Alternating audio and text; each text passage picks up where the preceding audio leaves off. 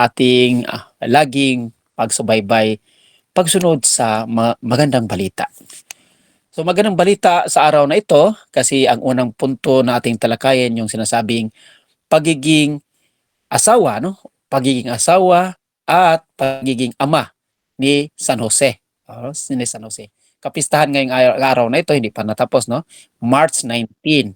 So para sa mga kalalakihan na narito kayo, ang sineselebrate natin sa araw na ito ay yung sinasabing kapistahan, pagdiriwang sa sinasabing pagiging husband, good husband, nice husband, and yung caretaker sa baby Jesus. So talaga naman nga naging ama si Jose, no, kahit na sinasabing ampon niya si Jesus, kasi hindi naman sa kanya talaga, biologically, pero ginawa siyang legal na ama. Legal na ama sa harap ng sangkatauhan. So, sa harap ng Diyos, ginawa din siya nga legal na ama. Kasi kagustuhan, unang-una kagustuhan ng Diyos, ipinagkaloob para kay Jose at kay Jose lamang. So, yun. At siya din ang naging asawa din ni Maria. Wala siyang salita. Ang nagsalita lagi nga yung sinasabing ang anghel, no? Ang anghel ang palaging pumarian at palaging nagpapamaganip sa kanya. Kaya naginip lang siya at ginagabayan si Jose kung ano mang dapat gawin niya sa mag-asawa, no? Sa sinabing kay Maria at sa baby Jesus. So ang pagiging ama po at pagiging asawa ay hindi madali, no? Hindi madali. Ganin din kayo mga kapatid, nandito babae man o lalaki, pagiging caretaker sa pamilya ay hindi madali. Pero ay pinagkaloob ng Diyos iyan. So yun ang una nating papasalamatan kasi pinagkaloob sa inyo ng Diyos iyan. So pareho ni Jose na naging caretaker sa inyong pamilya at sa iyong asawa. Kung kayong mga lalaki, iran bang mga lalaki nandito? So pasalamat na Diyos na may kalakasan kayo, may kapangyarihan kayo na hindi man basta-basta ang kapangyarihan ito na nagdominar, kung hindi kapangyarihan na ibinabahagi upang magrespeto, magbigay ng pagbahagi ng may pagmamahal, paglilingkod sa asawa at sa anak o sa mga anak. Pasalamat tayo sa San Jose na siya yung una nating model na ganito sa araw na ito. Ang pangalawang punto po, yung sinasabing bilang ama, yung pagiging nice niya sa kanyang anak. No?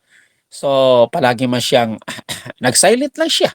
Wala man siyang salita.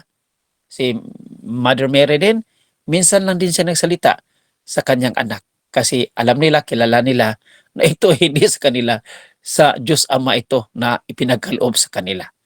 So, minsan din, ang pagiging silent natin sa buhay, mga ina o ama, so lalo na sa mga ama, sa panawagan ngayon, na maging silent sa ating buhay, ayon ang Diyos po ang nagsalita para sa atin. So minsan, ibig sabihin, o kadalasan din, sa panahon pala na tayo mag-silent, hinahanap natin na ang Diyos po, o hinintay natin ang Diyos po ay nagsasalita sa atin. So yun ang pangalawang punto po. Ang pagiging silent, instrumento iyan na ang Diyos po ay namamagitan sa silent na iyan. Kasi yan siya ang nagsasalita sa oras na iyan. So matindi si Jose, no? Wala siyang salita at palagi na lang nakinig, lalo na sa anghel, no? Sa anghel na pinadala ng Diyos. 'Yun ang pangalawang punto.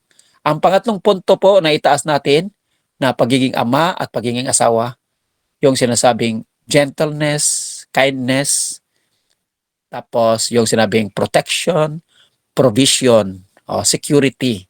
So, sa internal, yung sinasabing character, yung kindness, softness, yung sinasabing pagkamagaan lang sa pagdala mo sa iyong asawa, pagiging gentle, respeto, at sa iyong anak naman. Tapos yung sa outside, yung sabing protection, provision, yung mag-provide talaga sa pamilya. So, yun, ginagampanan niya ni Jose. So, kasi kaya nga sinasabi siyang amang manggagawa, si Joseng manggagawa, karpintero. So, sa kanyang ibig sabihin sa kanyang regular na paggawa o profesyon, ganun din tayo tinatawag na pwede pala na maging banal tayo sa ating silensyong ginagawa, no? Sa matahimik na paggawa, pag-alay sa Diyos kasi para sa kapanganan sa ating asawa o sa mga anak. So, kabuhayan ito ang ating panindigan para sa ikalugod na ating sinusunod na pagsunod din sa kalooban ng Diyos. So, ulitin natin, pinapalaga natin ang araw na to dahil sa pagiging ama at asawa na mabuti, mabait sa kay Baby Jesus at kay Mary. Si Jose din bilang gentle, protection, at itinataguyod niya bilang ama. At yung pagiging punto na pangatlo, yung pagiging silent natin, palagi tayo nakikinig sa nagsasalita ng Diyos sa ating buhay, sa nagpapaliwanag siya. Kung siya may nagpapaliwanag sa panaginip, kung siya may nagpapaliwanag sa ating pagbabasa ng Biblia, silent tayo po. At itinataguyod na lang natin diretso ang kanyang kalooban para sa atin. So, butihing Ama na San Jose at magagawa, panalangin niyo kami. Puri ng Diyos mga kapatid. Buonasera. Maraming salamat. Salamat po. Salamat po. Thank you.